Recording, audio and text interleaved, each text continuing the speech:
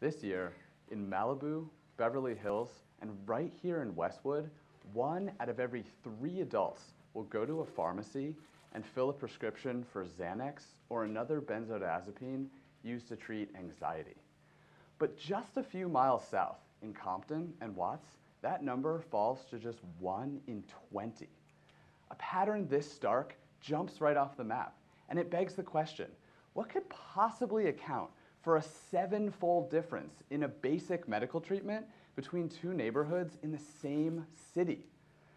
This pattern was really hard to explain until we put it next to a map of racial composition in Los Angeles and saw that the 2 patterns are essentially identical. So I became interested in this research question because, like many of you, I'd heard a lot about the epidemic of prescription drug abuse. And because my background lies in using big data to answer questions in public health, I decided to do some investigating. And what we found was shocking to me. I would like you to imagine that each of these colorful panels of boxes represents our society. So as you move up through each row, you're moving through whiter and whiter neighborhoods of California. And as you move to the right, you're moving through higher and higher income neighborhoods of California. So taking a look at stimulants in purple, which are usually used to treat ADHD, you can see that they're remarkably concentrated in the whitest and highest income communities in our state. And looking at opioids in blue, usually used to treat pain, you can see that they're very concentrated in the whitest and lowest income communities of our state.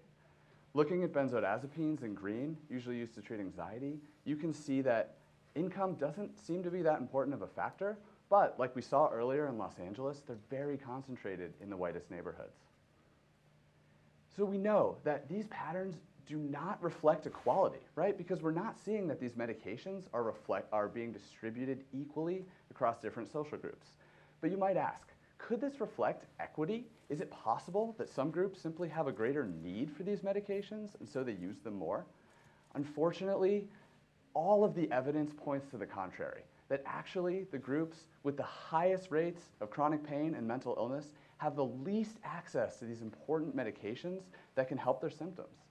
And so, while we've all heard a lot about this epidemic of the abuse of these prescription medications happening in some communities, which are mostly white, maybe we haven't been hearing enough about this other epidemic of untreated chronic pain and ADHD and anxiety that's co-occurring in the same society, but in different communities. Thank you.